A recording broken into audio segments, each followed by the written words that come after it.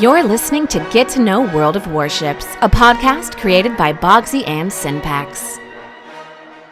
Hello, welcome back to Get to Know World of Warships. My name is Boggsy. I'm here, of course, with my trusty co-host, Borla. Hello, Borla. How are you doing today, Boggsy? Dude, I'm great. I'm great. I'm no longer suffering because I had a whole day off of Tier 6 clan battles, so I'm feeling rejuvenated and refreshed and ready to... You're ready to play 2 days back-to-back now? Oh, yeah. It's not so bad. I mean, it's bad, but it's not so bad. What about you? Yeah, I haven't played as much. I've had a busy couple of weeks, but I've got a few sessions in. I think the rules make it better with the limitations and bans and things like that. Make it better than the last Tier 6 season. Yeah. But it's a struggle, man. It's a struggle bus. I think that struggle is best defined as 2 CVs, I would say. But we'll get to that. So, folks, everybody listening, thank you all once again for joining us. We really, really like making this show for you, and so we hope that this one's fun. I am fulfilling a personal goal of mine, and that is to have 2 of my biggest heroes in this game onto the podcast in the form of Eagle Lance and Elgar from OO7. I got him! I got you, bitch! I got him! They're here. They're going to talk with us, and we'll introduce them in just a few minutes. So stick with us for that if you've already decided that we're idiots and you made a horrible mistake by clicking on this link. Stick with us. You get to hear from Eagle Lance and Elgar of OO7. We're going to talk about clan battles with them. We're going to talk about Sub-Octavian's message in the forums and on the EU stream. We're going to talk a little bit about them personally and also the history of OO7. So stick with us for that. But Borla, in the meantime, let's set the stage. What the hell happened that we didn't talk about last time? Has there been stuff going on? I must have missed it. So I've heard. I saw a few CCs decided to leave based on some things that had gone on in the CC program, some promises that were perceived to have been made or were made and then not followed through the way people thought they should have been followed through on. And I think a lot of people understood the frustration. We saw a lot of the CCs that have big audiences step away from that program. We saw CCs who decided to stay, some of them getting flack for that, others standing up and defending. It was nice that some of the CCs that left were pretty vocal about the CCs as individuals should have choices for what they decide, whether to stay in the program or whether to leave. And then one of the things that I thought was pretty noteworthy was after all of that kind of settled, Wargaming came out and there were some very specific promises that were a little more specific and more detailed and even further out than they typically go that were given on the stream and in the forums. And there was a very mixed reaction over that, but definitely a lot of things being talked about, a lot of activity in the community the last, probably 4 weeks, almost a month. Yeah, it sort of reminds me of, like, if you've ever seen one of those fish farms where they commercially raise fish for sale or for consumption. They'll usually be kept in these big ponds, these big pools, and someone will come along to feed them, and they'll just take like a big plastic pour jug that you'd keep, lemonade or something in. They just dig it into a bunch of feed and then toss it out, and then the water turns into this churning, boiling mass of writhing bodies. It sort of felt like that to me. I mean, is that a fair assessment, you think? Yeah, the reactions were very strong. And like I said, there were some mixed reactions. I did see some people supporting or speaking in favor of some of the promises that were released here I think it was 2 days ago. A lot of people saying it's more of the same. I think only time will tell based on the thing that I thought was most interesting or most different about this communication from some of the other ones is in the past, we've generally gotten hey, we'll do better. We'll try to do better. We'll try to communicate better and treat people better. If people haven't checked out on the forums some posts, Evan from NA made some posts. They were very specific in some things that they were going to either change or be much more transparent about when it came to monetization. There were some things that they specifically said they were going to change based on feedback of the players, which includes things like, remind me, has anybody ever sunk the FDR when we desync a ship? I don't know if that's ever been I don't recall. I might have to go back and check my notes whether the FDR has ever been sunk or whether it's been the single most sunk, even by wargaming employees who come on our podcast. And when we do tier 10 competitive, like in COTS where there's no CVs, is Petro ever considered a little strong? Wait, so those things Petro we got what? promises. I don't know what you're Yeah, talking and about. I guess they're going to release Zao out of testing now. Yes, Maltese Knight is getting his dream, and the test ship Zao is going to be rebalanced for its final release and be released out of testing. Pretty cool, right? Yeah, and so there was a whole list of specific things that they talked about, some of them to do with carriers and maps and operations. I think the things that they laid out were very positive. I'm, inclined to be slight. I guess I would be. I'm slightly optimistic, Boggsy. So Okay. with the very specific promises, I think a lot of them were really good things. I want to see some of these things start falling into place to have a little more than slight optimism. And that's the big thing, right? It's like, well, whether or not it's one thing to say something, it's another thing to do something. So we will see what these words translate into. I'm also slightly optimistic, looking forward to finding out what Elgar and Eagle Lance think about it as well. We'll get to that at a certain point a little later in the pod. So why don't we go ahead and introduce them? You guys, hi, I'm Troy McClure. You might remember my next guest from Winners of Succession League 2021. My voice just gave out on me while I was doing that. Sorry, guys. If you get COVID, by the way, it really seems to leave permanent damage to your lungs. So try not to get COVID is all I can really ask. But Elgar and Eagle Lance are the two leaders of Clan 007. They're part of the OO7 Devastating Strike clan community. They have consistently put up excellent placements in multiple COTS iterations, multiple COTS tournaments. Jesus Christ, what's wrong with me? They are consistently one of the top placing clans in clan battles on the North American server, and they're nice guys. Eagle and Elgar are nice guys. So let's say hello. Eagle, Elgar, how you guys doing? Thanks for being here. Thanks for inviting us. It's nice to finally get on the podcast. Absolutely. Thanks for having us, Boggsy. Hey, it's truly a pleasure.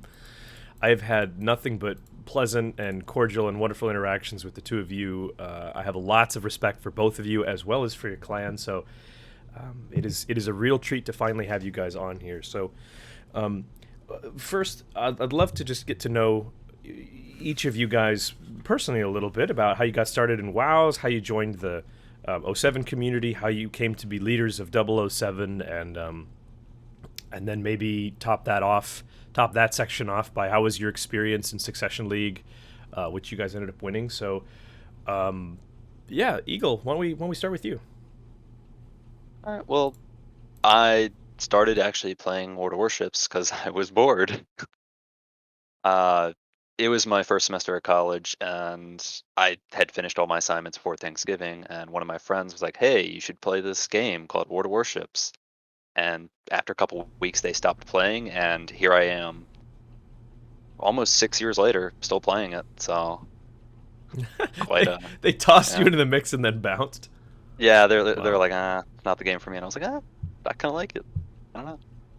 Started playing on a crappy laptop, so here I am. Here you are. And I mean, how did you go from playing on a crappy laptop 6 years ago to being in charge of arguably one of the strongest clans in the world? That's a good question. I originally wasn't really planning on joining a clan. I remember when clans came out, and I think it was like late 2016, early 2017, somewhere around there. And I just didn't join a clan for a while. and I was about to actually stop playing the game when some guy was like, "Hey, you should join my clan. You get free stuff, and all you have to do is play the game," which I was doing anyways. So I was like, "Why not? I'll join the clan." And I I didn't even think about playing the first clan battle season. But the second clan battle season, I tried to get some of the guys in that clan to play, and we consistently could never get 7 people on, which I'm sure that's still a common problem a lot of clans have today. And after that went on for a whole season, where I think we ended up only playing 20 clan battles or so, I started looking for another clan, and then I went to Suck It. And from there, I never really intended on becoming a leader in any clan. It just sort of happened. Mm-hmm. Nobody else. I've always been a person where if nobody else will step up, then I'll step up myself and I'll get the job done. And that's just kind of evolved into me. I became a clan leader and Suck It, and I helped build them along with a few other people from low to mid storm to we got Hurricane, and then the Tier 8 clan battle season. I was trying to implement changes to where we could consistently get Hurricane, and there was some pushback against that. And I was actually going to leave Suck It on my own, just on my own accord, but some people were like, "Hey, you should form a clan." And that's actually where Epoxy came from. Epoxy was a break off of Suck It. Oh, okay. And then we did very well that clan battle season. We blitzed up through Hurricane, and we got Hurricane, I think, like 90 battles. Wow. A really good amount of battles. And near the end of the season, we were approached by OO7, and they became interested in a merger between Epoxy and 007. And yeah, sorry, go ahead. Well, I was going to say, between a merger of Epoxy and 007. So 007 was already a clan existing, and then 007 merged with Epoxy to become 007. Exactly. 007 is actually, I believe it's one of the older clan bases. It was originally Sour, which was Salty's subclan. Oh. So it's a very old clan base, yes. Got it, okay. My time in the game goes back to about the same as yours, Eagle. I started in the summer of 2016 and can remember those days in the first season or two of clan battles where you'd sit online and be pinging people for that 7th guy to try to, you'd be in the port chat. You'd see one of your clanmates that wasn't ever on Discord or TeamSpeak or whatever. I think we actually used TeamSpeak at the time too. And you'd be like, "Hey, can you get on, please? Can we get in?" And send them div invites and stuff. And then I remember the Salty and the Sour guys too. I had either forgotten or didn't know that was the original clan port for 007. One thing I actually didn't know was when I was going to college, the internet at my house when I went back home was horrendous. So I just didn't even play the game really.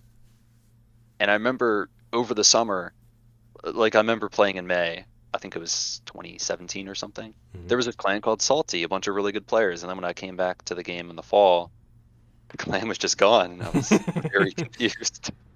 I was like, wasn't there a clan called Salty? Where are they?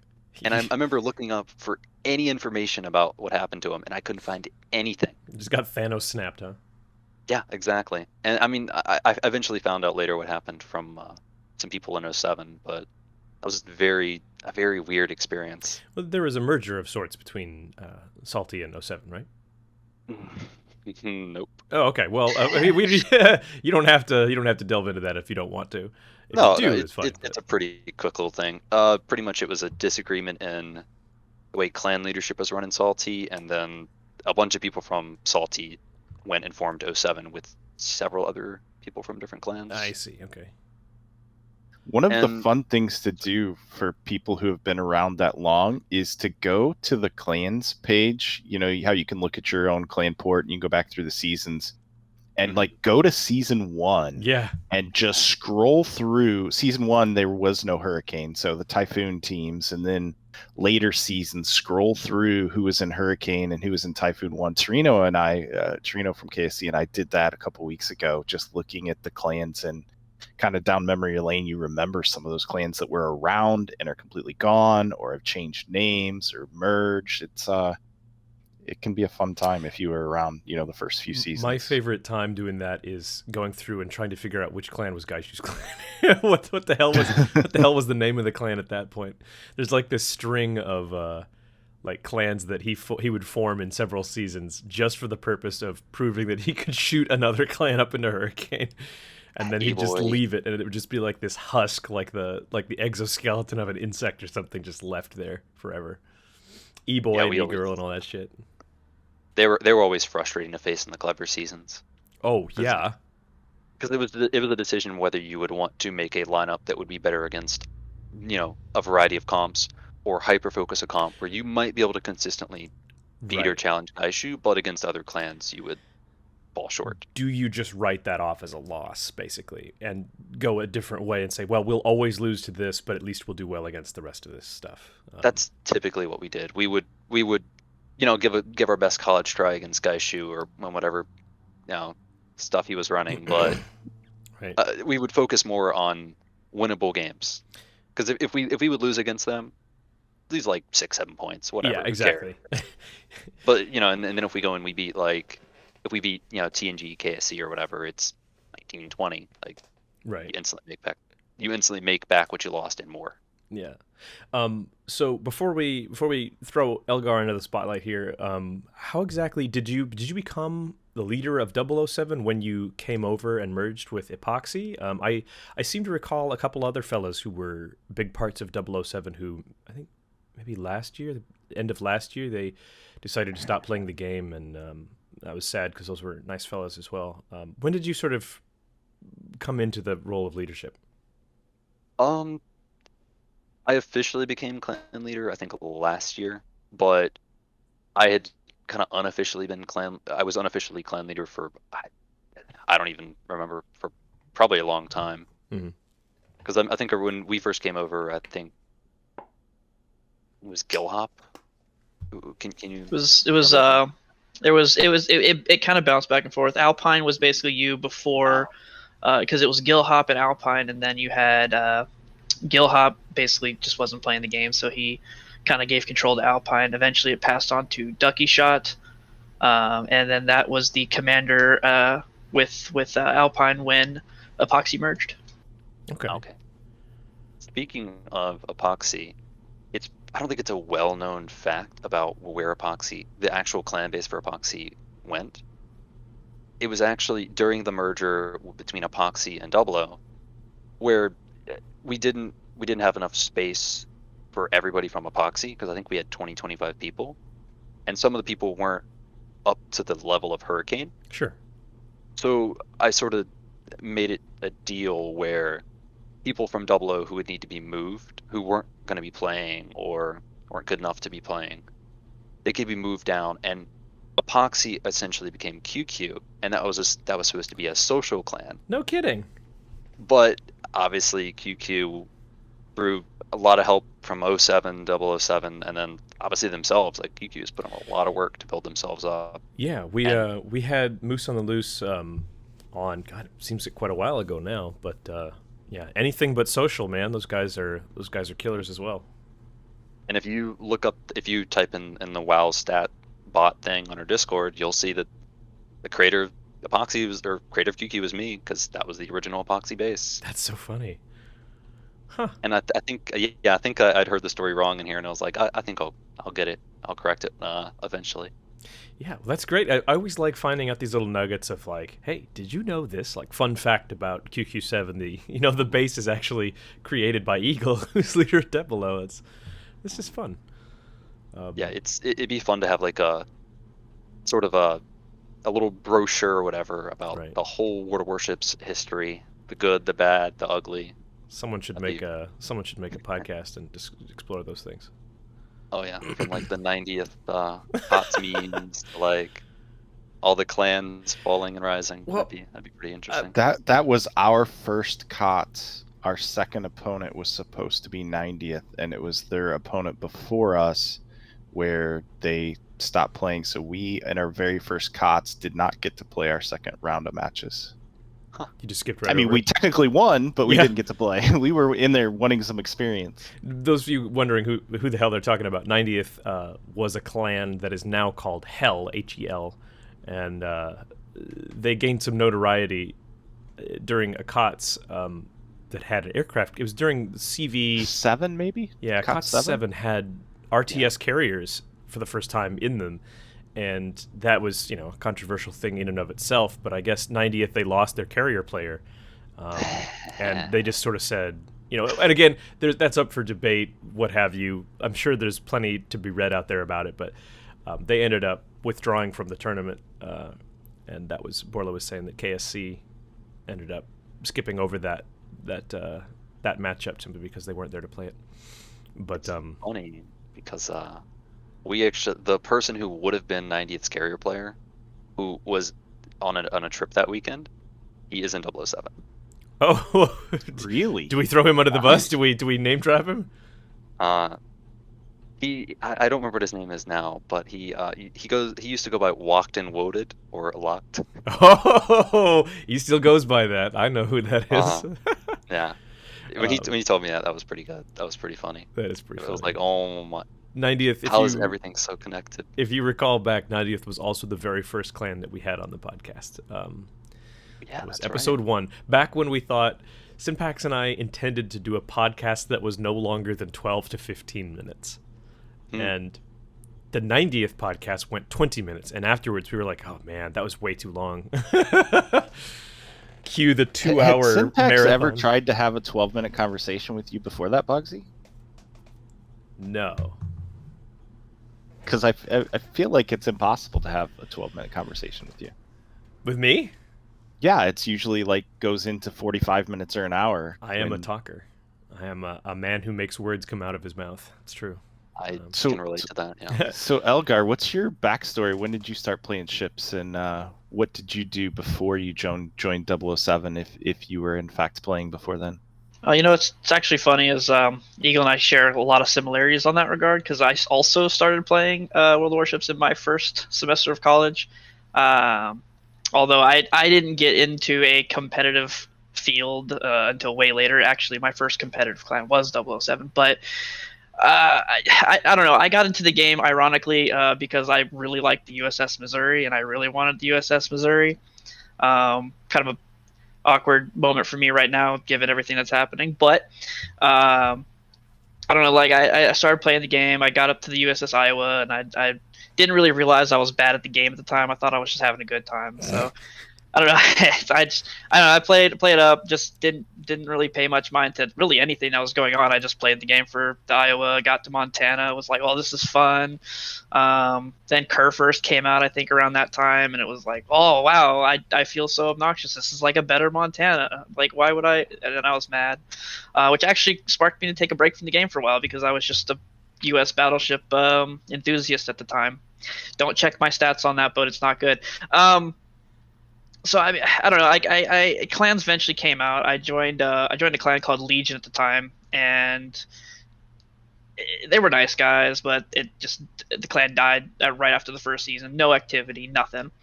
Then I left them, and I ran into a couple of guys in randoms that were at the time they were a clan called 1NJS, and I ended up spending.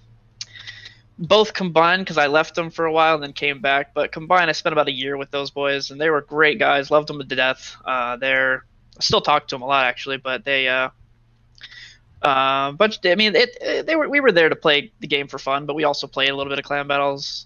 And what happened was they had two different clans. They had one that was supposed to be like the more competitive side, but and I had gone over to that clan. This is actually why I took a break from them for a while, because I went on vacation for a month and I came back and I didn't realize that they had added the Alpha Bravo ratings to clan battles, and because that was a thing, they re-merged the two clans back together, and I didn't know that when I came back, so I thought that the clan that I was in just exploded, and they didn't use Discord, so I ended up leaving, and for a while I was with a couple of guys called Screw. About 6 months there, CV rework happened. I had a couple disagreements with a certain individual there. I ended up leaving. But in my time there, I actually got a lot of experience. I was able to talked to a lot of guys. I had learned some Hurricane stuff from RF.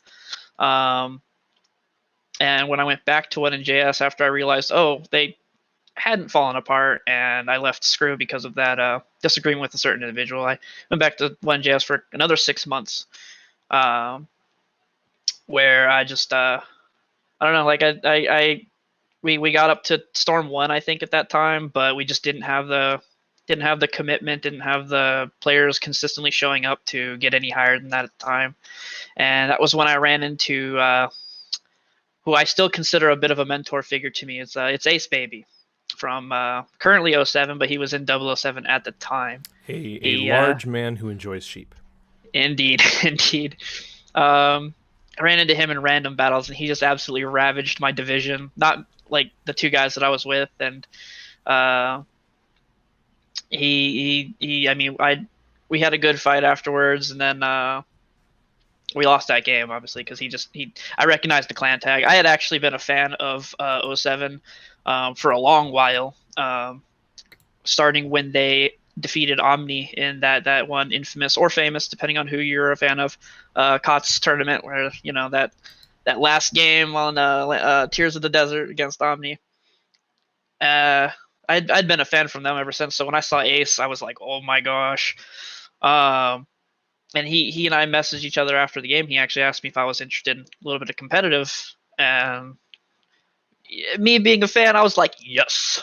There was not a lot of hesitation there. So after a pretty grueling recruitment, I eventually joined OO7 on my birthday, 2019, and been here ever since. Never been happier anywhere else. I absolutely love it here. The guys here are awesome. Everybody here is awesome. I actually joined before the Epoxy merger, so I'm a little bit longer into the clan than Eagle here, but not by much. It's not by much, but I mean, yeah, it's I've been here since. As with Eagle, I never intended to go up to the ranks. I actually spent the first 18 months right where I was, never moved anywhere until I was eventually made a recruiter. For some reason, I still don't even know why. But I mean, that's how that happened. And then, but yeah, when Eagle and the boys joined, and Double O was actually, and this is something that I don't think really gets talked about a lot, but at the time, Double O, before the Epoxy merge, was a sub clan to OO7. Like it's kind of like almost a feeder, basically. But once we merged with Epoxy, it kind of shifted. The entire feel of the clan shifted, and we became more of a sister clan more than a sub clan. So like I wouldn't really say that we run independently. We're one community, but we're not directly under the control of OO7, if I should phrase it that way. When we had Virtual Senpai on, it wasn't about OO7. It was mostly just about him as a content creator. But he did mention that. He mentioned that OO7 tends to function almost as if it is a completely separate clan. You guys just happen to share two of the same characters in the title. We do indeed, and we also share the same Discord. Obviously, we share the same TeamSpeak, and there is a lot of interaction between Double O and OO7 people, and which is also another reason why I absolutely love it, because TeamSpeak's every night always bustling, full of people, and there's always a good time going on, and divs galore. Another thing that I think what's also kept our community together is that we don't just play World of Warships together. We all play a variety of different games together all the time, and I don't know, it's been a great time here. I absolutely love it. I would not consider going anywhere else.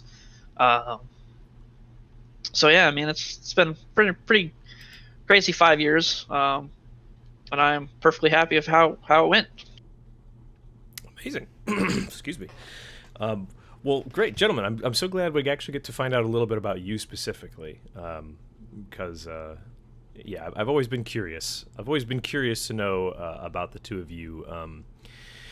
Borla, what should we talk about first with these lads? Okay. I know.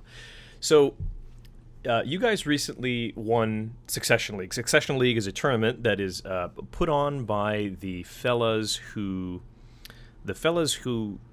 I guess not used to own COTS, but basically the guys who organize COTS, but are not wargaming. I think this is Redamel and a couple of other fellas.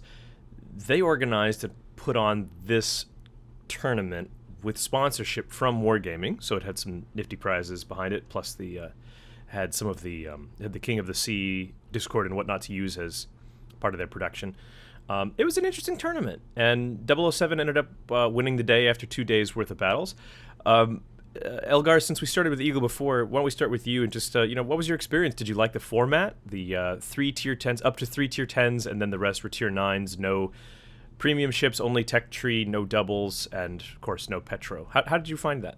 Well, I for one absolutely loved it. I thought it was a fantastic format. I thought it added a lot of different variety. Obviously, there were changes that I think could have been made to help with that, because at the end of the day, teams did start running the same lineup, but I think that's mostly because of a bit of people seeing other things working and going, oh, we should do that too. But no, I thought the format was fantastic. I thought it was absolutely fun. I know there was a bit of like from people when they heard you couldn't bring premiums, but I mean, let's be honest. There's a lot of those yellow ship names out there that get used probably a little too much in competitive. Well, especially at tier 9 as well. Oh yes, yeah. Especially at tier 9. But yeah, I loved the ability to. I mean, with the three tier 10 limits, a lot of people were like, "Oh, everybody's just going to bring three tier cruisers, and that's going to be what everybody does." And well, we were like, "Well, why would we do that when we can bring a Conqueror to half our games?" Yeah, and it was so we did that. I mean, we found there was a lot of tier 9s that I mean, a lot of people often are like, all tier 9 cruisers are crap, and well, for the most part, compared to their tier 10 counterparts, they are probably not the best ships in the game, but. We discovered there were actually a lot of tier 9 cruisers that are very formidable against tier 10s if played in the right in the right setting. Yeah. If you use them, if you know what your job is, and I think it helps a lot. Sorry to editorialize for a second, but I think that when there are so many restrictions, it lowers the amount of variables that you have to account for when you're deciding on your ship lineup. So knowing hey, how does a tier 9 cruiser stand up against tier 10 ships? Well, if you take away all the premium ships or all the special ships, and then you think, well, I can only imagine we'll run into, you're only going to see 3 tier 10 ships, and it's very likely they're going to be one of this very even smaller pool. Suddenly you can say, okay, well, what tier 9 cruiser or what have you is going to do the best across the most possible variations, and that window gets shrunk down a lot in that format. It does, and I mean, we definitely saw a lot of different picks for battleships as well. Like we saw Conquerors, Kremlins, Iowas. I think we saw an Azumo. Way more battleship picks than you would normally see in even COTS. And that's just because it was like a cost weight value. Was it worth bringing an extra back turret on your tier 10 battleship if it cost you who knows how much DPM on a tier 9 cruiser? Because I mean, let's be honest, a Buffalo opposed to a Des Moines, that's not a comparison. Right. So, I loved it. I do think your comment is accurate about cruisers from tier 9 to tier 10 probably have a much bigger gap than any of the other surface ship classes. When you think of some of the battleships at tier 9 and some of the destroyers at tier 9, some of them are really, really strong even going against tier 10, and it's a little more difficult with the tier 9 cruisers. Absolutely, especially your old guard tier 9 cruisers. I think the newer tier 9 cruisers I think have a way easier time dealing with tier 10 than your older ones. Like prime examples being Riga. You've got Brindisi. I think Donskoy doesn't do too horribly, but that's kind of a really old one, I guess. So breaks my point a little bit there. But I mean, your older ones like I guess Baltimore, but replaced by Buffalo here, not really particularly good. There's some awful ones like Elgar. Oh yes. I'm sorry, what? Boggsy, did you feel personally attacked? Well, if I had feelings, they would be hurt, Borla. They would be hurt. That one was for late light. It's a shame he'll never hear it. Why won't That's they okay. Thankfully, Elgar was banned, so we could. I want Napoli secondary dispersion on the Elgar and the Siegfried like they used to have. I would be so happy, the happiest. Anyway, well, again, congratulations to both of you guys and to your whole clan. You guys played very, very well. My clan, of course, we knew we had to beat you guys in order to progress. We'd already taken one L for the day, and so we were like, well, we got to beat 007, and that was probably the most difficult lineup we were going to match for that Saturday. And we legit, we think to ourselves that we could, we can prove a match for you guys, more often than not. But you got to tell me the name of the person who dropped the torps, and Deb struck one of our cruisers right out of the game. Whose torps Mad were Dog. those? That was Mad Dog. Mad Dog actually averaging like 5 torpedoes per game in that tournament, by the way. Jesus. Yeah, TRB Yugamo was like, that was like a brainchild. It was like, if we just run TRB Yugamo, it's basically a Shima. So again, here's where you can get creative in a tournament like Succession League, folks. Is you can only bring 3 tier 10s, which means you have to be creative in what tier 9s you bring. And when was the last time you saw a torpedo reload booster Yugamo in a competitive clan format? That'd be the first. That would be the Probably first. Not. I think the tier 8 season for clan battles, you probably saw TRB Kageros, but maybe, yeah. Yeah. So, stretched. Needless to say, my team is getting into just our original positions, and we thought, like, we have a pretty good setup. We got a good lineup. We got some of our best players. Like, we can do this. And then complete obliteration as 2 waves of torpedoes come in on our original positions. We just went, oh, it's gonna be like that then. Okay, well, I think my forehead hit the table when that happened, and I just went, shit. Anyway, kudos to you guys. You guys did a great job in that whole tournament. It was a pleasure to watch you, pleasure to play against you. So, I want to, Borla, I don't know why I'm asking you permission, but I'm going to. Can we transition and talk about clan battles in general? Yeah, I think I almost stole your question and was going to interject and just ask them what changes they would make. Because listening to this Succession League talk, and one of the things that I have suggested in the past or thought would be a positive in the past is if there was some mixed tier in clan battles, specifically my thought is Wargaming is going to force CVs to be in some clan battle seasons, so why not have them be lower tiered than the surface ships? But from the experience you guys had in Succession League, and both of you have been around clan battles for a long time, played at a high level for a long time, what things do you see in this season that are positives, if any, and what things do you see as negatives? And what would you guys do to make clan battles not repetitive, but also interesting and engaging?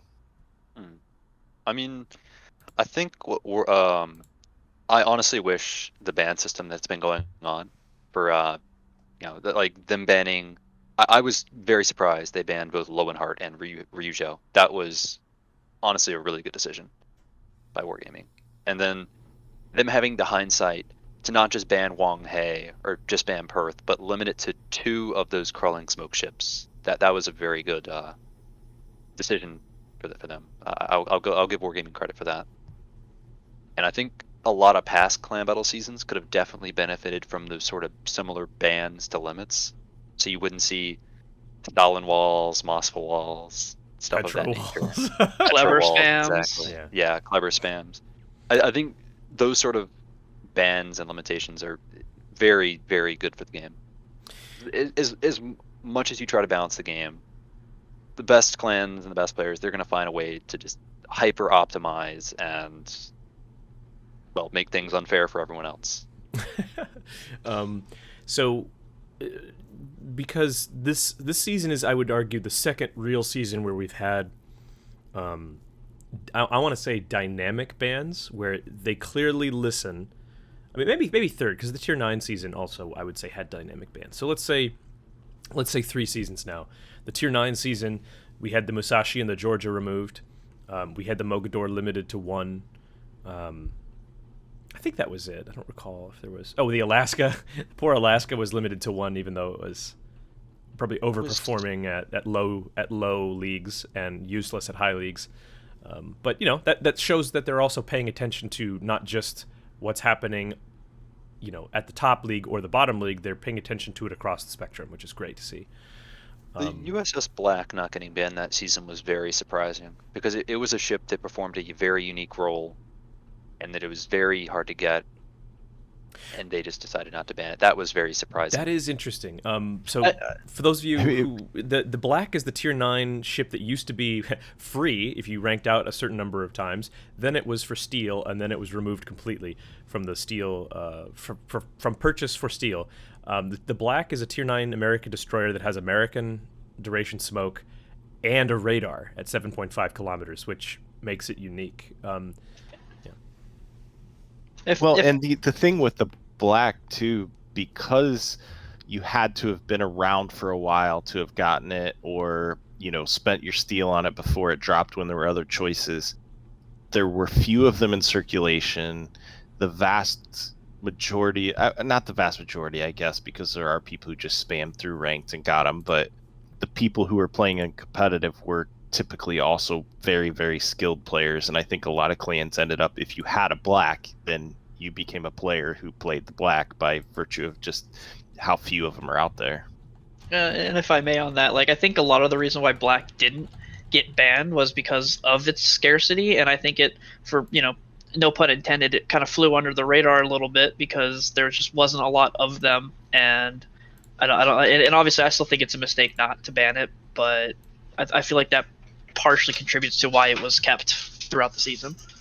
Yeah, that is you're right there. It's just it's an unfair advantage for players that you were right, who have been around for a long time, who have the skills necessary to get it when it was available for ranked, or you just have the steel lying around. It's an unfair advantage for them against people who don't have that opportunity. So here's my first question of this type, which is, how do you guys feel? How do I phrase this properly?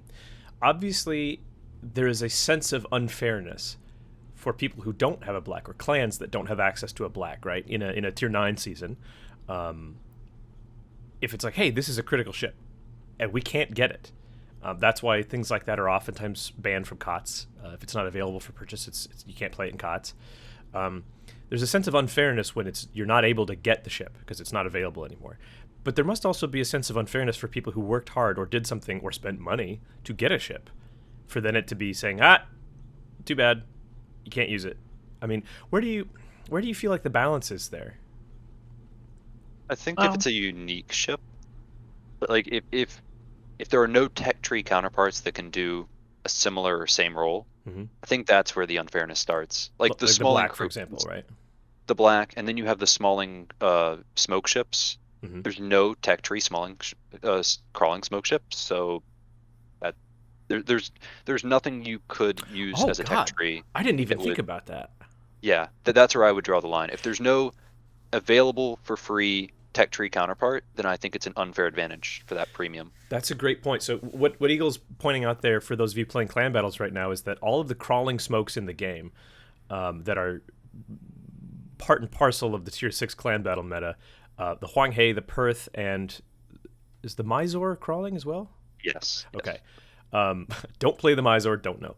None of them are tech tree. They're all premiums, and that's really interesting. That's an insightful way to look at, like, hey, if this has to be purchased some way, it might not be an acceptable thing to have. But if there's a tech tree component, then yeah. Think about tier 7 as well. Like, the only ships with radar are premiums. Yep. So Alaska, Indianapolis, and Belfast, right? Alaska's tier 9, but yeah. I'm sorry, Atlanta.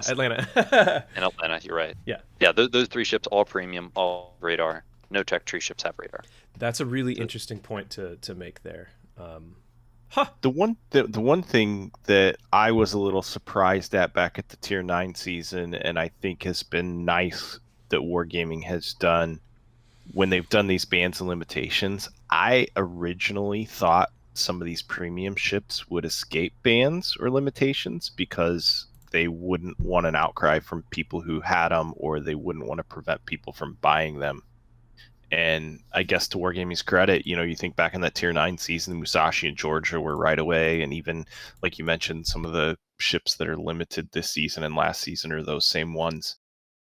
So if either of you guys had to design a season or two to be something unique, is there a season or a format that you think is realistic and workable from wargaming standpoint that would also be fun for the players or make for dynamic or unique lineups? I'm gonna add a caveat to this because that's an excellent question to make you guys do. You have to your restrictions on this. You cannot do the same stipulations twice in a row, 2 seasons in a row. Yeah, maybe that's just you have to. It has to be different each time. You could repeat, like you could do the same one. You could skip one season and then do the same thing you did before. But there has to be variation from season to season. Elgar, why don't you start? I think a lot of things that like it gets overlooked on that is that there's a lot of different limitations that they have implemented once but never again. And I think what is something that you could do to increase variety like that is have a set of different limitations that you might not see in one season, but you might see like basically a different combination, different limitations. So like in this last Succession League, just to go back to that subject, is that we saw limitations such as you can only bring one of each ship. That's a limitation that I think you could bring into clan battles on some seasons to say, okay, you have seven players on 7. You can only bring one Des Moines. You can only bring one of this ship, one of that ship, and that limitation does not have to be in every season. It could just be this season, then maybe 2 seasons down the line. You can pair those limitations with, let's say you can bring, again like 3 tier 10s and 4 tier 9s, in whatever format you choose. You could combine it with the double BB or the BBCV. Like maybe one season, you could have a season that allows up to 1 CV and 1 BB, and then some seasons that are just double BB, and then some seasons that are double CV. Although I personally don't want to endorse double CV because I don't think it's good for the game. It's just a limitation that I think whatever. But you could pair a bunch of these different limitations that they've done in the past and throw them in different combinations for different seasons, different tier limits. I don't think seasons should ever be below tier 7. And the reason for that is that there are a lot of I think that the entertainment factor starts at tier 7 for a lot more players than it does for others, because tier 6 ships are often very lacking in firepower, very lacking in healing ability, sustainability. There's not a lot of smokes available, and the ones that are, as Eagle mentioned, are very locked behind a paywall of sorts. And I think tier 7 is where variety really starts to come into play. Like cruisers in the tech tree start getting radars, for example, which can help alleviate the smoke meta that we're kind of seeing in tier 6, is that everybody's just sitting in a smoke screen. Well, why not you add something to the game that can actually counter a smoke, like a radar. And that's why I personally believe that a clan battle season should never be below tier 7. And now that they've been implementing these bans and restrictions, I think tier 7 is a much more viable minimum tier to add, because you could just outright ban the old Belfast right off the bat. And obviously that'll make a couple people angry, but let's be honest, the ship is broken for what it was when it was released, and it doesn't belong in a competitive environment. And it's no longer available. But I think that's just something that can definitely be added to clan battles, is just a variety of different limitations, and you can see different combinations of them with every different season. Yeah, I mean, that seems pretty fair to me. I'd sign up for that.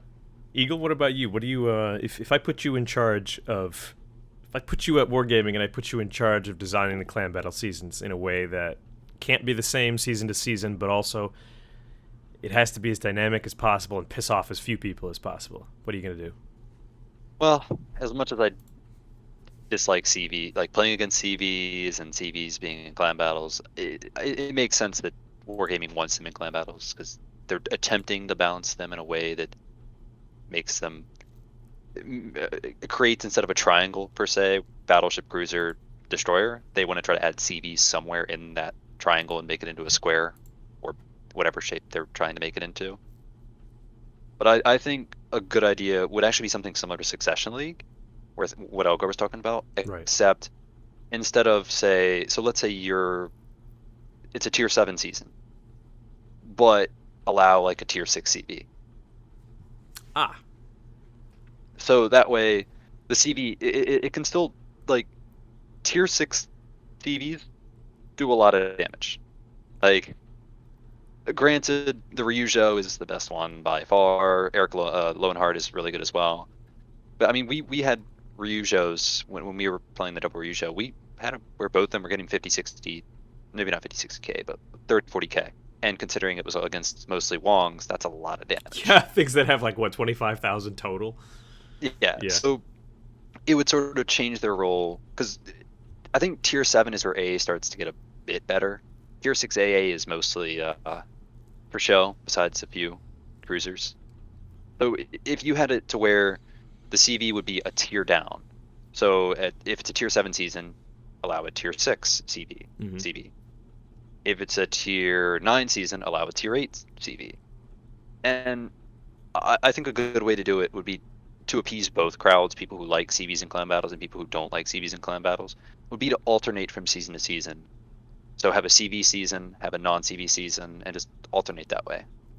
Yeah, I suspect part of the reason they instigated double, you can bring 2 battleships, or you can bring a battleship and a CV, at least in the last season, was partly to demonstrate, hey, you can have it both ways. Like, you can choose between, do you want an extra slab of HP and alpha strike potential on the board, or do you want, flexibility in striking and vision, which, again, to editorialize for a moment, I actually, last season was one of the most enjoyable clan battle seasons I've played so far. I really liked that both double BB and CVBB were options. Towards the end there, obviously once FDR and Hakuryu were removed, suddenly you've got these 2 choices, right, in your CVs. You've got the Max Immelman and you have the Midway as the only real viable options at the time. MVR, we really didn't see very much. The bombs are just too nerfed. MVR is a great carrier, but it just didn't. The bombs are too nerfed for now. But having to choose between the Lowenhart and the Midway was great, because the Lowenhart Max Immelman. The Immelman has better sustainability in terms of plane resources. It has great damage over time capabilities, but it very specifically requires space to operate. You have to be able to... It's so much easier for a ship to use cover, like a rock, to throw off the ability for the Lowenhart to damage them quickly and consistently. That was interesting, and it actually changed a lot of how we developed our strategies based on which carrier we ran up against. Whereas the Midway, for example, has less sustainability, but it can specifically come over a rock and dive bomb you, regardless of your angle, which was a distinct and specific threat. So it made it a lot more interesting to me to sort of go, okay, the carrier options are limited and they're not stupidly powerful like an FDR is. So all of a sudden, taking double BB looked a lot more attractive, and it was a legitimate possibility, and that was actually really fun, having to figure out what do you do if you run up against double BB versus a CV. The fundamental challenge, I think, is CVs in randoms with 12 people on a team is primarily what Wargaming's trying to balance for, right? Like that's exponentially higher number of games. That's the most games played by CVs is in random games. When you take that same spotting and damage potential and you put it in a team essentially half that size, or 7 on a side, it's the balance isn't there, and that's something that you don't have with the other ships as much, the other classes, because they don't have the massive spotting and strike damage that CVs do at the same time. Usually it's a big trade, right? You use a stealthy DD or you have a battleship. They don't do both roles at the same time, and so the spotting part of the CV on those small teams combined with, you have to on randoms, when you have 12 people and you clump people together for AA, you can withstand some attacks. It's difficult when you're trying to cover, especially a tier 10 map or the bigger maps with 7 guys and 6 surface ships, and then still be able to cover each other for AA on a ship that's designed for a much bigger teams. That's the fundamental challenge that I think is always going to be a struggle. And I certainly agree with that point. And that's kind of where I thought about the 1 tier lower carrier, because it would sort of I like that idea too.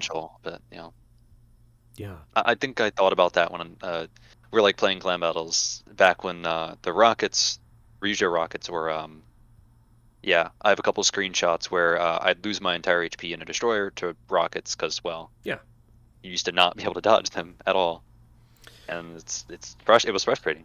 But I mean, I'm glad the rocket rockets are the way they are now, to where they're a good weapon if the destroyer gets caught out and he's not prepared. But if the destroyer sees them coming and is able to angle towards them, he'll take minimal damage compared to how it used to be. Which used to be oppressive. Yes. I remember being in a full A Holland in the first clan battle season with carriers, and I remember taking 7-8K while being angled and maneuvering from Haku rockets, and it's like, all right, cool. Yep. Yeah. I personally halted all destroyer gameplay after the rework until the carrier rocket planes changed. Whoa. Actually, That was a long wait. I couldn't do it. Like, it was just that you go into random games, and often people with more notable clan tags do tend to see some focus fire, and I just get into a game and a carrier would just decide, oh, you're in a Z52. Let me just ruin your game. That's fun. Here, hold this. Yeah. You in particular, I don't like. Yeah, exactly. Yeah. It feels pretty like if a carrier strikes you multiple times in a row and you're not the best target, it does feel pretty personal, which is, I think, no other class in the game can really do that. Yeah. And decide, no matter where you are on the map, I'm gonna focus you. Aside from maybe a Shima sitting on your broadside for 20 minutes missing torpedoes over and over again, but at least they're missing. Because if they don't miss, you're dead. But if he spawns on the wrong side and he sees you on the other side, he can't exactly That is true. teleport to The side, good news about that too is I've never seen a Shimakaze player last longer than 4 minutes, so at least you only have to deal with that for a few minutes. So Boggsy, what do you think we asked these guys about some of the news that we were given this week from Wargaming? Yes. So, fellas, listeners, we had Sub Octavian make a rare on camera appearance on the World of Warships EU official stream. He spoke, I think, for about an hour about a lot of things. As you may recall, last year he was actually on this podcast and answered quite a few questions. We tried to ask him about things like, the differences between Russian culture and American culture, how that affects, I don't know what to call it. How that affects. Are you calling me relationships spoiled, Boggsy? You're about ready to call me spoiled, and I expect as a customer to always get my way. I would never say I know that. where this is going. I would never say that in front of you. But yeah, that's because I'm bigger than you. Your dog is bigger than me, dude. This is true. This is very true. So we had, we talked about the differences of like, hey, how does a Russian company deal with PR with Americans? Who, I think Americans have a specific way we like to be treated or expect to be treated, and that might be different than Europeans or especially Russians. So it was interesting to get to talk to. But so he comes on the EU Twitch stream, and he answers some questions pretty directly. And then later we get a announcement in the forums on NA it was posted by the fellow who's in charge of Wargaming North America. His name's Evan. He posted essentially a couple bullet points about answers to things like monetization, whether it comes from drop rates for random crates, the Missouri situation, the summer sale, for example, which was criticized for suggesting that you could get a discount on a tier 9 ship crate, but having a discount on something that's never been sold before feels disingenuous, and it was therefore criticized. Age ratings for the game and stuff like that, and then a few other things like feedback and communication. It was pretty in depth for the most part. Borderland and I spoke a little bit about it at the beginning, but Eagle, did you have a chance to look it over? When you read it, what did you... Why did I just ask you a question and then immediately continue as if you've already... Did you get a chance to read it? Yes, I did. Okay. Sorry. I'm a bad interviewer. When you read it, did anything strike you as different than sort of business as usual? Did anything leave you feeling hopeful and optimistic? Were there any things that were red flags for you of like, I don't like the sound of that at all? I mean, what was your... Did you not give a shit at all? What was your feeling about it? Some of the things, like I remember seeing about maps, that's been a big thing for a while. We haven't had a new map, and I legitimately don't remember. It has to be at least 2 to 3 years now, right? I feel like Crash Zone Alpha was the newest one that I can recall. I think I think it was Northern Lights. Yeah, but I mean that's Northern. It's basically North with just a little bit of adjustment. Yeah. Or excuse me, Northern Waters. Excuse me. That is true. Like there's a lot of name. Northern Waters. Okay, right. It seems like something like that could be almost crowdsourced, or like you could have people design maps pretty easily. Like like people. There's lots of modders out there and stuff for different video games, and people will spend the time and they'll put a lot of effort into it. So it's kind of sad to see that there's not going to be more maps coming out in the near future. Yeah. I know a lot of the maps can feel stale. A lot of the stuff regarding monetization, that it is what it is. It's a free-to-play game, so they have to make money somehow. And unless they're taking advantage of people who do have a problem, like any gambling addiction, then if people want to spend their money, that's their own prerogative. They can spend their money as long as they're not taking advantage of somebody, and as long as they're very transparent. I think that's the key word with all of this. Right, and that's transparent with that's where probably the major arguments happen, is because taking advantage of someone is sort of a subjective feeling for most people, rather than like an objective reality that you can point to and say, this line has been crossed, this equals taking advantage, where it's sort of it's based around people's sense of what taking advantage of is. And that's where I think a lot of the strife and a lot of the disagreement and the hard feelings come from. Before we move on to Elgar's feelings about it, the remaining stuff that they mentioned was stuff like, hey, he acknowledged that something happened in the CC program, and that he actually suggested, hey, we're gonna update the program, and we will update the program both in terms of rules and the way we work with it internally. We expect to have some sort of internal plan and first action points ready in the second half of September, then proceed with the changes during this autumn, that's right around the corner. Now. Yeah. I mean, does that say anything to you? I do know that OO7 is part of the clan special test program, which you don't have to talk about. But I mean, so what the hell is my question then? I think I gotcha. Okay. Like, there was obviously some grievances between the community contributors and Wargaming, and I think a lot of those. I think what I guess we would refer to as the little white mouse incident. I think it wasn't just that. I think it was sort of like a long building sort of episode, and I think it just culminated with that. And a lot of CCs who were upset with how they were being treated decided to take action, and their action was, of course, leaving the CC program, which is unfortunate. And I think what is more unfortunate is that some people who decided to stay were given a lot of flack, like you were saying earlier, when in fact people looking outside in, they don't understand. Like, a lot of people worked hard to get into the CC program, and it's their decision whether to stay or not. Certainly, yeah.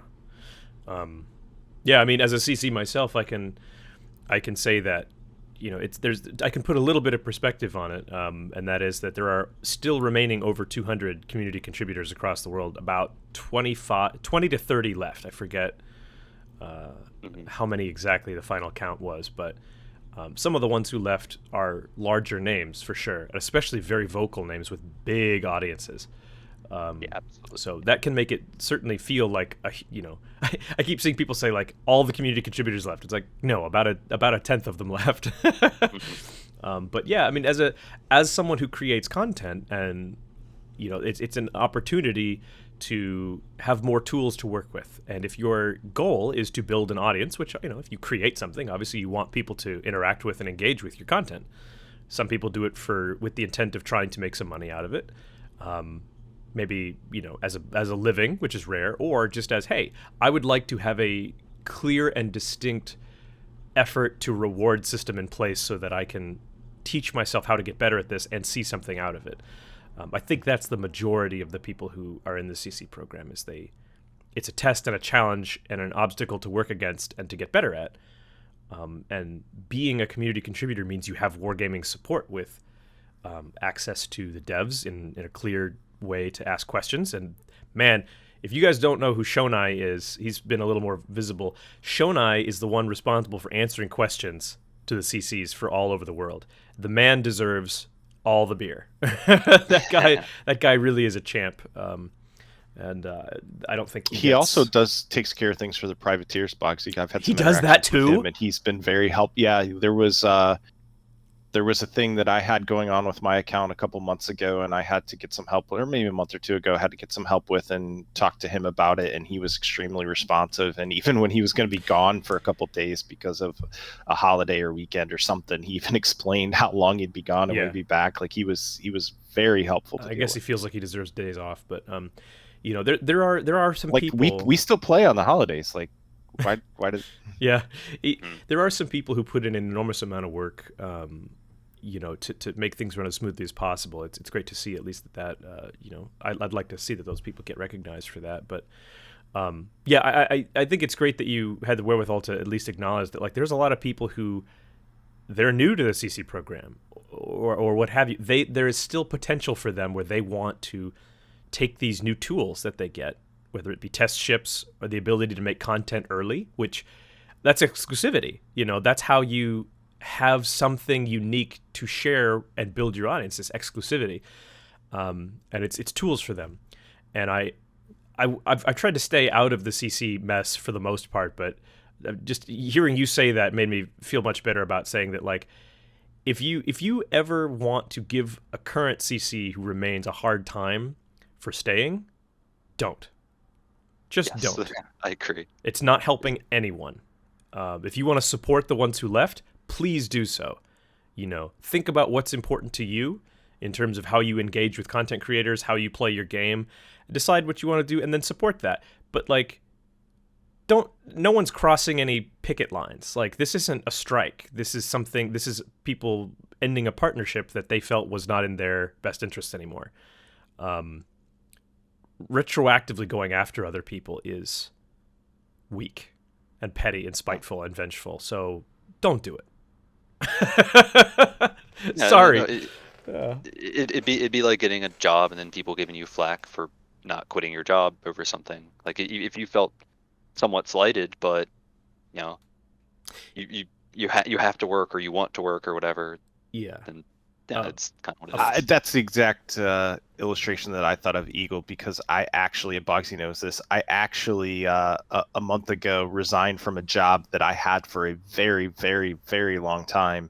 Left the company, took another job that I'm really enjoying and excited about. It's a good opportunity for me. And several of my old coworkers reached out to me, and they're unhappy about some of the same things that are going on with the old company that I was unhappy about. And they're like, you know, congrats on having the balls to leave or whatever. And a few other people have left. Other people are staying, and because personal reasons, they need that job, or they don't have the flexibility, or it's more difficult for them to go get another job. That's obviously more serious than CC stuff, but it's the same principle of people have to make the choices for themselves, whether they're going to stay or whether they're going to go, and everybody else should respect that. There's a lot of parallels between the two. That's like the first thing I thought was, if you don't know what's going on in someone's life, or if you can't walk them out in someone's shoes, then you can't really judge them for the decisions that they make. So one of the other things that was released or talked about or promised was the drop rates for bundles. We've been promised that they're going to start being published. Mm-hmm. We are going to have some more transparency, supposedly, on some of the random mechanics. Do either of you guys have any thoughts on some of those very specific promises that Wargaming put out? Ooh, if I may chime in on that one. Yeah, please. Drop rates is always something that I've felt is something that you should know if you're going into buying a bundle and that bundle says that it has a prize in it. I always have been, especially because I'm actually in college for computer science and programming and even game development, and it's always been taught that if you're going to implement a system with randomness that provides a reward, especially one that costs money directly, that the consumer should be aware of the level of risk that they're taking. The problem with a lot of these bundles that I find in the game, which is why I don't purchase a lot of them, is that you have no idea what your chances are of getting what you're after, and you don't know if you only have to spend $10 maybe on average, because obviously with random it's all averages, but you have no idea if you're going to average maybe $10, average maybe $400. And that's something that I think World of Warships has always had that's a little mind-blowing to me, is that a lot of things are very expensive, and a It lot is of an other expensive games. game. Yeah. Yes, like because there's loads of other games out there that have small microtransactions and some random things as well that you wouldn't have to spend nearly as much to get certain things that you might want. And another thing that it's being in the field to a degree. Obviously, I'm still in college, but I expressed a little bit of you kind of wanted us to like kind of show if we were concerned or showing optimism, whatever. Yeah, The one please. that I show the most concern on is the drop rates sentence here. Okay. And the reason why I'm concerned about it is that should be a very easy to grab number. It's a hard coded number. It's not something that should be changing, and it shouldn't be that hard to publish it almost immediately. Like you would just have to go and be, you ask the person who coded it and be like, what did you set the chance of obtaining that drop is? It's not a hard number to get. It's a hard coded number if it was done in good faith, I'm going to say. I express concern with the amount of time that they're saying that they're going to have to take to publish those numbers, and the part where they mentioned that they were trying to make sure they're in compliance with things with that. It's to me it sounds like slightly covering on something. I don't know, obviously, because I'm not there, but I just express a little bit of concern on that, because that should not be a hard number to obtain. That should just be a, you go poke somebody and be like, yo, what was that number? What was the drop chance? Let me post it for them. And honestly, it would be really easy for them to have just a spreadsheet for everything that they have like a random mechanic on that just, I've heard that Wargaming doesn't believe in spreadsheets. Well, I have a theory. I have a theory, Elgar, for why it's not being published as quickly as you just described. My guess is that when they start publishing them, the drop rates will be different than the drop rates on things that they have already coded and put out there. That is also my concern, and one of the other concerns that I have is that we're all in different regions throughout the Warships community, and obviously, like, let's take Missouri for example. It's a very famous ship for NA players. It's embedded in the culture here. I hope this isn't the case, but I suspect that it's possible that the drop rate is different in North America than it would be, say, in on the CIS server or the Europe server. Like, I feel like what if the drop chance was slightly less on North America, just to get a little few more boxes out of somebody who really wants that Missouri.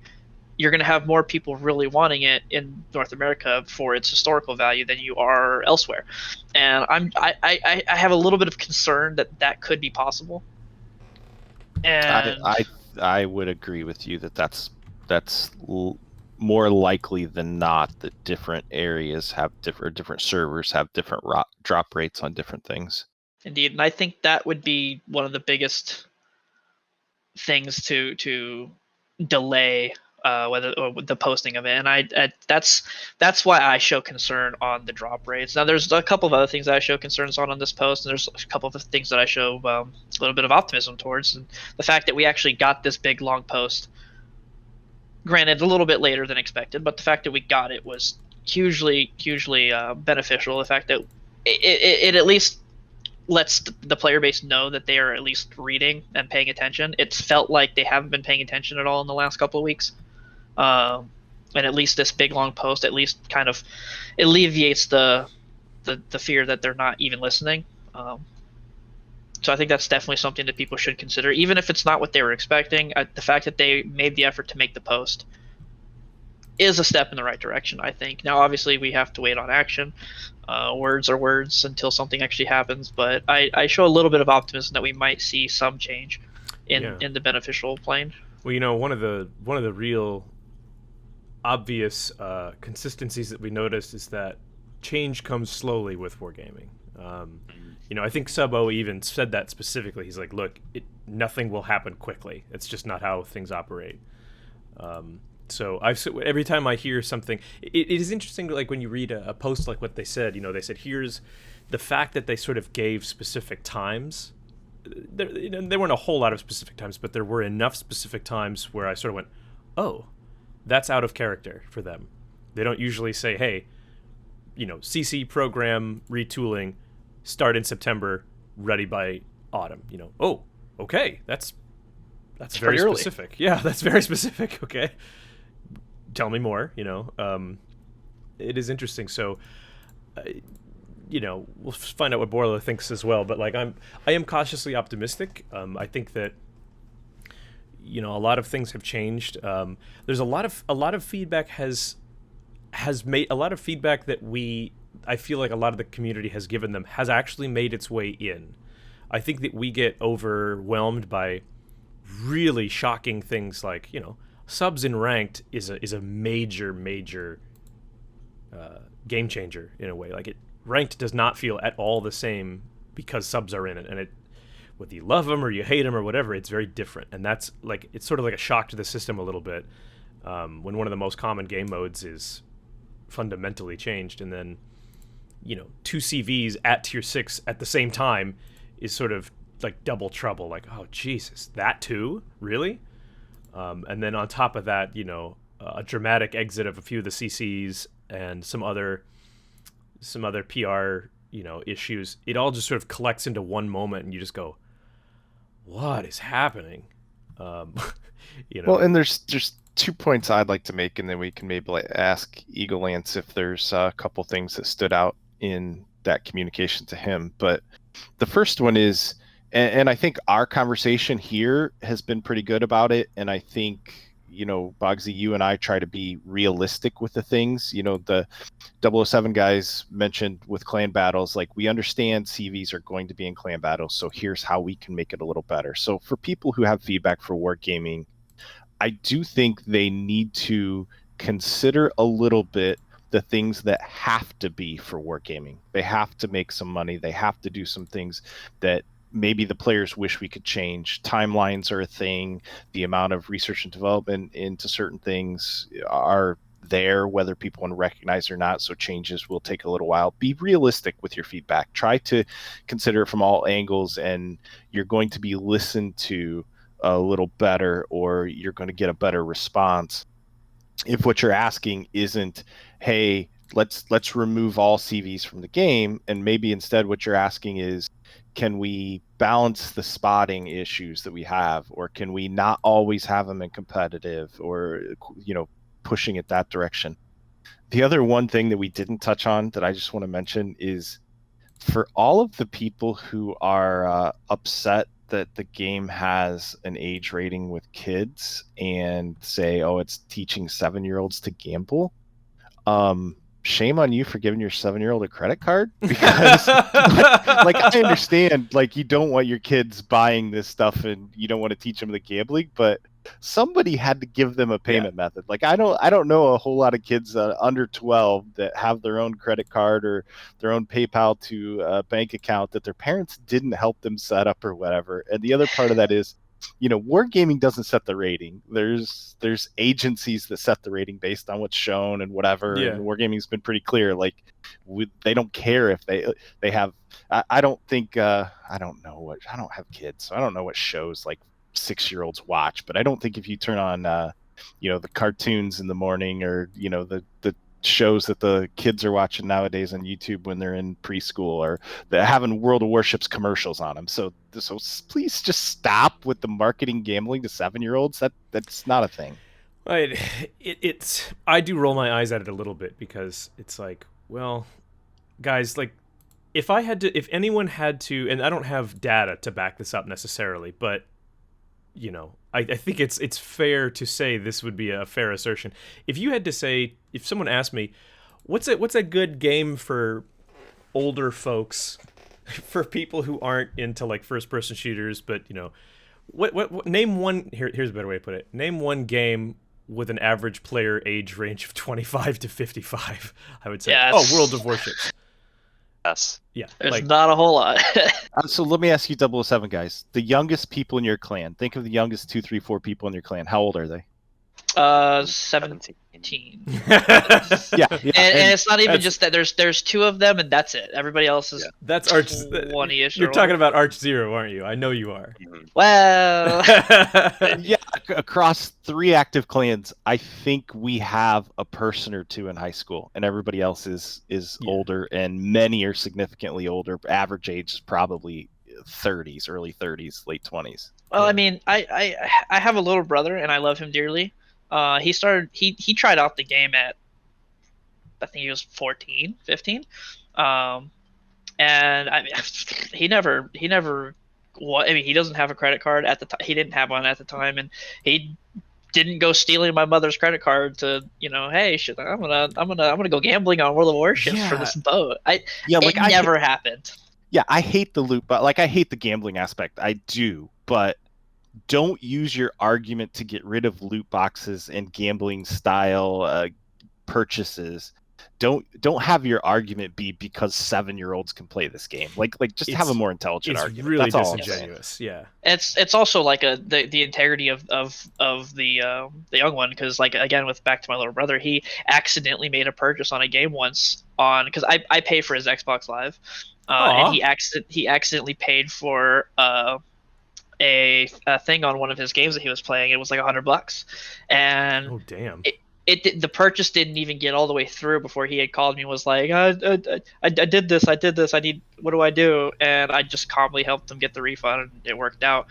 But I mean, I feel like if the child has the integrity that most people should probably have, you're not going to have that problem, because they're not going to go stealing their parents' credit card, or at least you shouldn't have your credit card in a place where it can be stolen. Yeah, well, that I hate to say it, but it really does, like, the notion of, well, kids playing this game are going to be encouraged to gamble. I want to say, guys, to me, that's a parent thing. Like, it would require a pretty severe degree of negligence on the part of a parent to allow a minor to develop a gambling problem in a game like World of Warships. You would legitimately have to, you'd have to be actively not paying attention, and in that case, I'm going to say that's on them. And I don't know, that may sound a little harsh, but I agree. Personal responsibility is something that's pretty important to me, and when I hear people willfully and aggressively abdicating their own responsibility, I'm like, really? Is this really, like, is this what you choose for yourself? But moreover, is this what you are suggesting other people should be like as well? Because that's not good. I mean, you don't see Coca-Cola slapping an age rating on their drink. Well, I mean, sugary drinks, yeah, sugary sweet drinks. I don't even remember the last Coca-Cola I ordered. Soda. So, Egolance, is there anything in that communication that stood out to you? I mean, the implementation. You're going Eagle, robot you're going robot Eagle. Or not. Yeah, my internet is OO7 offering run by robots confirmed. So, fun fact: he is in fact still on his crappy laptop that he mentioned a while ago. Just a fun fact. No, desktop. Crappy desktop. No, So, No, you're done, dude. So if you would like Eagle Lance's thoughts on the wargaming communication, be sure to ask him in game when you see him, or hit him up on Discord. And, You might have to translate from ones and zeros. Just a heads up. Yeah. Well, hopefully, Eagles. better now or still messing up? It's 1990 Terminator. It's not quite 85 Terminator. Oh, there we go. This might be better now. That is better. There you go. Can I request that that happen to your mic the next time we face you guys in clan battles? And That you're would Oh, be it great, does. Yeah. Oh, it does. No, I think it's because of the Discord. The thing is West Coast and like very, very East Coast. Ah.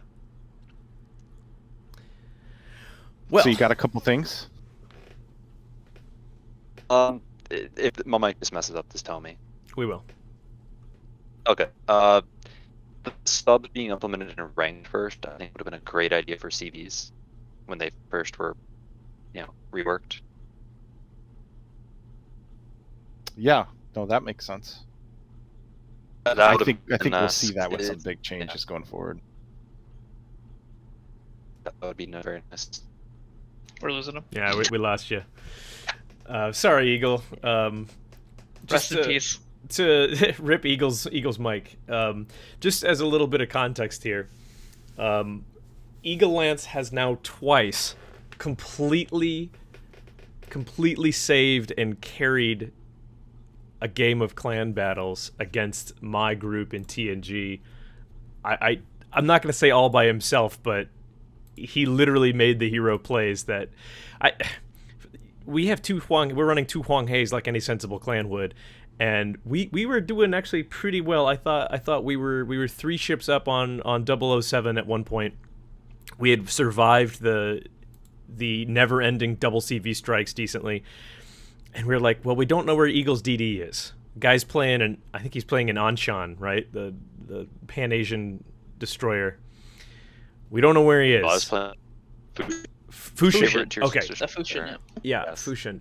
I remember that it was. Yeah, it had torpedoes that could hit Huang He, which I guess Fushin torpedoes can hit a Huang He, right? Correct. Yeah. Okay. So we don't know where he is, and we don't have a spotter on one side, but we're like, that's fine. We're slowly grinding them down. This is going exactly as we want, and then all of a sudden, 3 kilometers away, because Hydro spots him, we see Eagle Lance's DD, his Fushin, charging a pair of Huang Heis in smoke. Now you'd think to yourself, he's got 4k HP left. He's toast. Except that the Huang Hei's the Huang Hei's guns just turn very slowly. So we go, oh shit, and we start turning our turrets towards him, but they take too long. He starts citadeling us with AP because he's so close. And then he drops his torpedoes, causing us to have to angle against the torpedoes, which means it takes even longer for the torpedo tubes or for the gun to get over. And he literally solos 2 Huang Heis in smoke at about half to a little bit more HP each in his 4k remaining DD and completely turns the game around. And like, we weren't even mad. We were all laughing hysterically that we just got owned so hard in a circumstance that's so unlikely, and that Eagle took that. He did something similarly shitty to us again like that a few days later, but yeah, I when that happened, I think I just said to myself, all right, I need to stop beating around the bush. I need to get Eagle and Elgar to come on and talk about 007. Eagle likes his maneuvers that after a game in a ranked game against somebody who educated Eagle on the way. We like to call it the Shinobi maneuver now. It's very ingrained in Eagle's playstyle now. It's funny that I remember that game in particular because I had started into this is why we lost speech, and then we ended up turning it around. It was amazing. I mean, it was really astounding. We were on a really good streak for the first week. I think we were doing like both ratings. We had like an 80% win rate, even against some of the best clans in the game. And, we were just rolling. We were feeling really good about ourselves. And then he humbled us so amazingly hard that I thought it was worth telling on the pod here. But, gentlemen, we've been talking for about almost an hour 30 now. We're about to hit Chrysanthos level. So I feel like we should wrap up, and we've already made you guys wargaming employees and told you to balance CB seasons for us. So now we're gonna make you wargaming employees again, and we're gonna ask you to take your scalpel out, open up your patient called World of Warships, and look for the cancer. You're gonna look for the cancer, and you're gonna very delicately remove it forever. And that cancer will be one ship that each one of you would like to cut out and remove forever. Elgar, what's it going to be? Sink a ship, bro. Oh, come on. We all knew it's going to be Petro. Oh, okay, Petro. All right. We all knew it was Petropavlovsk. And why is that? Well, it's a cruiser that's actually not a cruiser. It's actually just a battleship with a radar, 15-second radar, and it can dang near stealth radar things. It doesn't die. It's got 380 millimeters gun pen for 220 millimeter guns, I think, for some reason. I'm not sure how that happened. And I mean, obviously, it gets banned from every single tournament. Henceforth, it's just such a hard ship to deal with. It's kind of very frustrating. I mean, I think a very close second might be FDR. Whoa. Yeah. Whoa. Yeah. Hold up. You Elgar the surgeon was like, "Hey, while I'm in here removing this cancer called the Petropavlovsk, I think I'll just start taking out other things." No, sir. Well, I mean, if you really want to let me go at it, we'll get like all kinds of stuff out. Let's go. Sure we would, Dr. Kevorkian over here. Okay. All right. Yeah.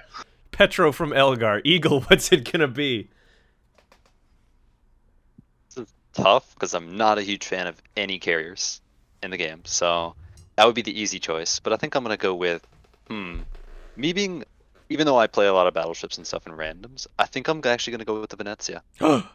What? It's been a while since we've heard Venezia. I don't think we've heard Venezia since. No, Eagle, you're dead to me now. my favorite class in the game is gunboat destroyers, and Venezia is the best equipped to counter that. So if I had to take one that would help my enjoyment of the game, it would be Venezia.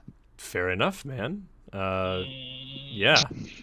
I think the last time we had a Venezia sunk was towards the beginning of the podcast itself, when Venezia, I don't think Venezia had really got it was still unnerfed. I think it had been nerfed shortly after the tier, I think it was season 10 of Clan Battles, when Venezia spam was the way to go. It took a couple of nerfs, small nerfs from there. So I think it was last sank right around there. Wow, very hipster choice of you, Eagle. It was something that I mean, a CV would be an obvious choice, but I think I've made that clear that I'm not a huge fan of a lot of those. But Venezia is just one. If I'm playing any sort of gunboat destroyer, all it takes is one Venezia salvo to make my game not as fun. GG, you just got sapped, bitch.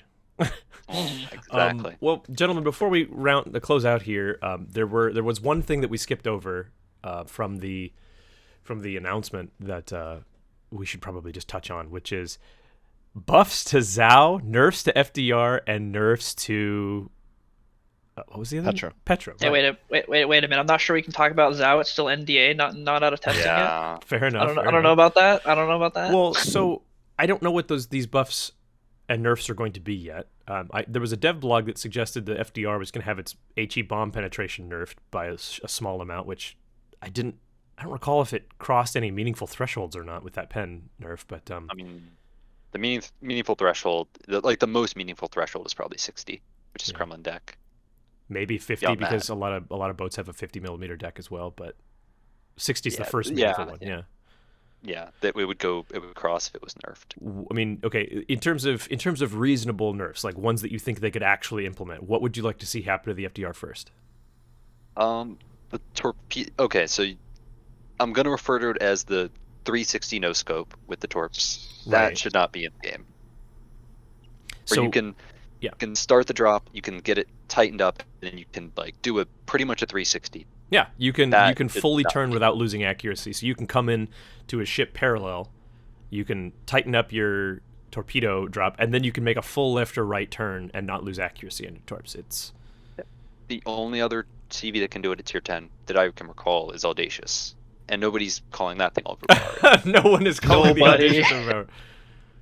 But yeah, the FDR, I would say that's the thing where it's kind And, of like, Yeah, first good place to start, right? Mhm. Yeah. Okay. What about real quick? What about Petro and Zhao? What would you like to see change to start making those a bit more in line? Petro, honestly, I think the deck being 50 is overkill. I think if the deck was maybe nerfed to like 38 or something, Mm-hmm. where if you did for comp, if you took IFHE on some cruisers, Yes. it would allow them to You could even do that. I actually, deck. I gave that this to me would be feedback. Sorry, I didn't mean to hijack it. I actually gave this feedback Okay, in a good. very detailed post that I gave. It's not an NDA thing because it's Petro. So I gave a very specific post about, hey, look, if you reduce the armor on the upper hull and the deck of the Petro to 40, it could even be as high as 40. It does two things. It allows, it actually changes if you do that. I don't think any HE thresholds change from other cruisers. What does happen though is normal 203 armed cruisers, a lot of them can penetrate it if they take IFHE, which gives them an incentive to take IFHE, whereas right now they have zero incentive to take IFHE on most 203 armed cruisers. Additionally, if it's 40 millimeters, your angle of auto bounce still technically remains what it is if you try to shoot at a Petro, but the angles at which people can start to do meaningful damage to you increase. So it just, the overall tankiness of it to HE and AP shells just goes down by a difficult to determine amount, but by a soft amount is what I would want to say. So 40 mil deck I think is a great. There's nothing that overmatches 40 millimeters of AP. There's no AP shell that overmatches 40. The biggest one is Shikishima at 510, which overmatches 35 millimeters. So get wrecked, Riga. Yeah. And then Zhao. What do you think? That's a Elgar, hard you have one. any? Zhao is like in such a niche spot where, I mean, there's other cruisers that can do its role very effectively, and the strengths of the Zhao are its concealment and its heavy hitting HE, but there's just a couple of things on that boat that really irritate a lot of players in it, and I think the couple that are the biggest that should be touched on, and I don't know obviously all of them, but for starters, there's the gun angles on the ship. That thing has to, it's like a curve first almost. You have to be showing dang near flat broadside to use all of your guns, which is something that a lot of other cruisers with equal, if not better, HE firepower don't have to do. Right. And given that the Zhao is the squishiest of a lot of those, I don't understand the reasoning why it has to have that problem or that balancing factor, especially since it's for what kind of cruiser it is, heavy cruiser with the kiting roll, a very open water gunboat kind of cruiser. It's got one of the lowest ranges. Like if you compare it to things like Venezia, Henry IV, what are the other tier 10 cruisers that play similar roles? But Hindenburg, Nevsky, it's lowest, like one of the lowest ranges, has to show some of the most broadside for it, especially if you're firing your torpedoes with those godforsaken torpedo angles. I don't know what those things are. I definitely start with the gun angles and probably a slight increase to the range. That's a small thing, but just probably a slight increase to the range. That's what I would start with, and I think it probably still could use a little bit more, especially a buff to its HP maybe. It's also really on the low end. It is definitely on the low end. It's kind of funny watching things like Ragnar and Elbing show up in the game with like cruiser levels of HP on a. Oh yeah. Yeah, it's pretty funny. It's like I just feel like the Zhao is sitting in the corner at like a high school dance, sipping a Kool-Aid, just watching with like wide eyes as the Ragnar and the Elbing show up. Yeah, it could probably. I think Worcester has 45.4 or something. It could probably be close to that, and it would be fine. Yeah. Yeah, looking at the Zhao, its range with the range module is only 18.8. Mm-hmm. That's not good. It's not great, Bob. Well, Borla, is there anything else you'd like to ask these gentlemen before we cut them loose and send them back out into the sea? No, I appreciate their time. It's nice to get a chance to chat with them and talk about some of these things. It was nice to catch up on some of the big changes that Wargaming had too. I think we'll all be watching with bated breath with some of these exact promises or specific promises and see if we see them come through like we're told they will. And Right. maybe your drop rates will get better once they start getting announced. Maybe that's not to start a conspiracy theory, but that would be my conspiracy theory. We'll see. Not holding breath on that one. Like, Yeah. Not holding our breath. Fair enough, man. Well, Eagle, Elgar, thank you both for joining us, for spending 2 hours almost of your time, of your weekend with us. You and you both and OO7 have done a great job. It's always a pleasure to see you guys. Never a foul experience has been shared. So thank you for being that way, and thank you for being here. Absolutely. If you guys ever want to slap us with a day of diving, I'd be down for that. Hey, all right. Sounds Either good of to you. me. Yeah, Works for me, man. We'll include a link to the OO7 QQ7 Discords, the OO7 community. We'll include that link permanently down below in the description. Other than that, yeah, as always, it's a pleasure to have all of you tune in to listen to us. Hope it's worthwhile to you. So we'll see you next time on Get to Know World of Warships.